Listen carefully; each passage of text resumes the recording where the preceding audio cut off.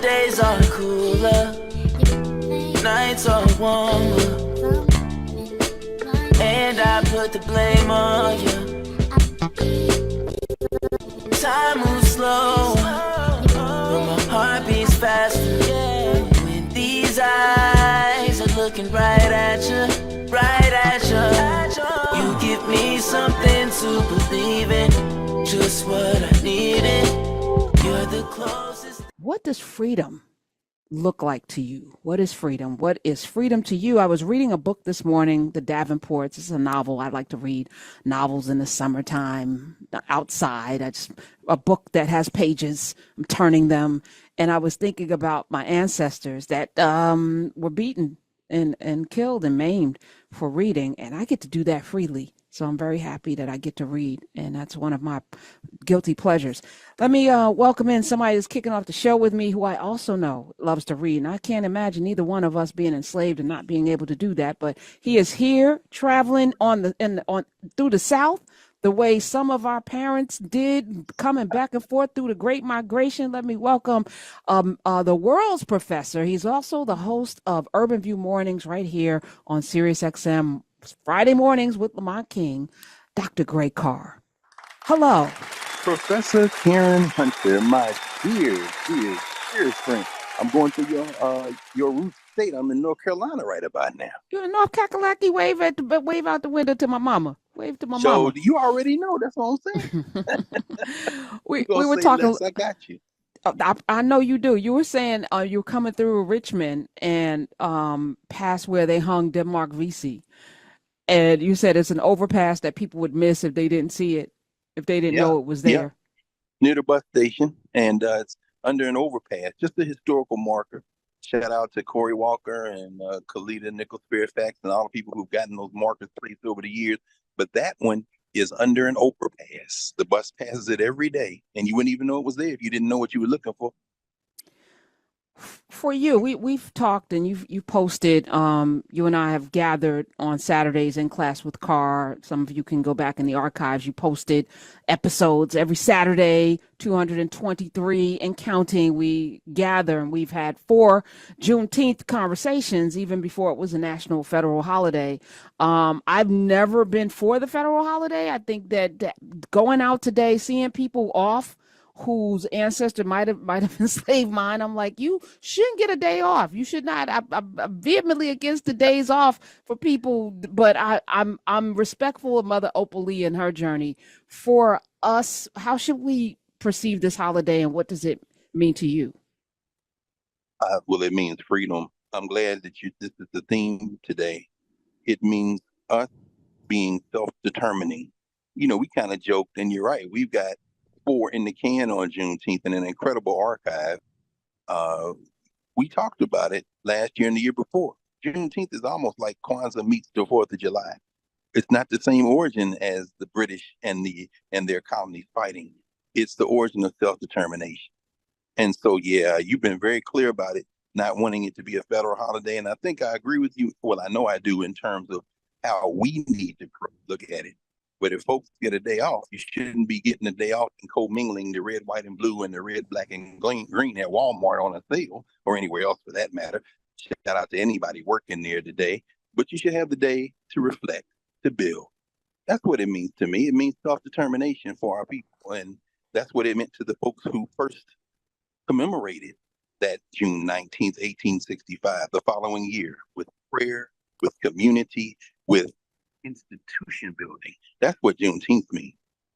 Institution building. That's the work. On this day, 1865, Major General Gordon Granger ordered the final enforcement of the Emancipation Proclamation in Texas at the end of the American Civil War. It was, of course, Galveston, Texas. And I think about folk. I was listening to Larry. Larry had an amazing show today around this. Clay Kane, of course. Urban View has been masterful in covering these events. But you know, as the guest that was on Larry's show, as soon as he said, "Okay, y'all free," they left. And I was thinking about, but even before they said y'all free, people left. People were constantly leaving, which is why they had patty rollers and black codes and had the police movement, and it's why there were so many brutal, violent ways in which they punished people for leaving. People always were leaving. That's right. Leaving and returning. That's the thing. I mean, Araminta, Harriet Ross Tubman, she could have been gone dozens of times, but she kept coming back. The roots of Juneteenth are organized around Black churches. It's the origin of what we call homecoming. Now, white colleges have homecoming, but Black colleges have homecoming the way Black churches had homecoming. And what it meant was, after the end of enslavement, when people went to Boston and went to New York and went to LA and Las Vegas and Cleveland and everywhere else, they would go back south, just like your folks sent you back south in the summertime. We would always return, because for us, family is the most important thing, and at those reconvenings, the family reunions, the homecoming, we would sit with the elders and learn the stories and pray and have fun. The biggest sport played during Juneteenth was baseball. It's no coincidence that people like Willie Howard Mays, who just made transition, would play baseball on Juneteenth. I know we're going to talk about that probably on Saturday. Yeah. No, that's a good segue. And we're going to do a whole in-class with Carr on this Saturday on Willie Mays' transition. So we're not going to delve deeply into it. Say, hey, Willie, I remember the commercials as a little girl. Do you? Yeah, of course. My grandmother was a huge Hank Aaron fan. So it introduced me to baseball in a way.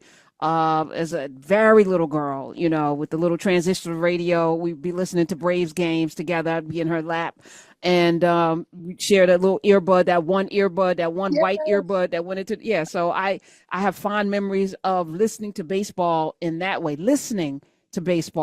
which is a whole different experience. But so it got me into, Rod Carew and, later Ricky Henderson and all, so I do have fondness around, baseball, and of course Reggie the Taurus Jackson. I know that's right. Yeah, which Willie Mays was too. May 6, 1931, born in Westfield, Alabama. Willie Howard Mays Jr. What I thought was interesting is that he was raised by his daddy, not his mother.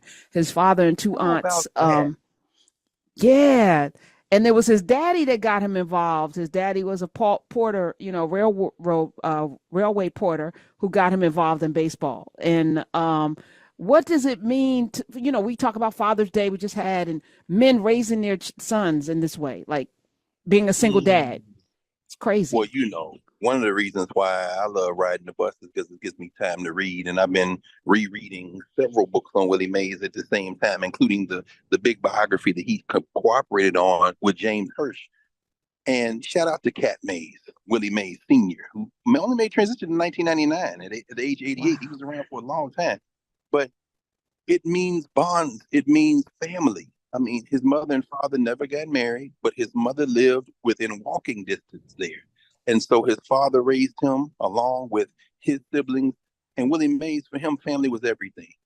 And how powerful is it, Karen, for two sons of Alabama, Aaron and May, to be commemorated tonight, and our brother Roy Wood Jr. from Birmingham going to be there commenting on it? How powerful is it for Willie Mays to make transition the night before Juneteenth? He played 23 years in white Major League Baseball, but now that they've integrated Negro League records and are counting his 1 year with the Birmingham Black Barons, that means 24. He played 24 years in pro baseball. His number was 24. And on Saturday, we'll be in episode 224 of In Class. The ancestors are undefeated. You understand? In 2024. In 2024. In 2024. And not only that, the game tonight was not scheduled to be a tribute to him, but he makes transition the night before the game as if to say, okay, I'm going to go on in and y'all going to make this about me tonight because y'all coming to the house that Willie built. It is unbelievable. My days are cooler, nights are warmer, and I put the blame on you. Time moves slow, but my heart beats faster. When these eyes are looking right at you, you give me something to believe in, just what I needed. You're the close.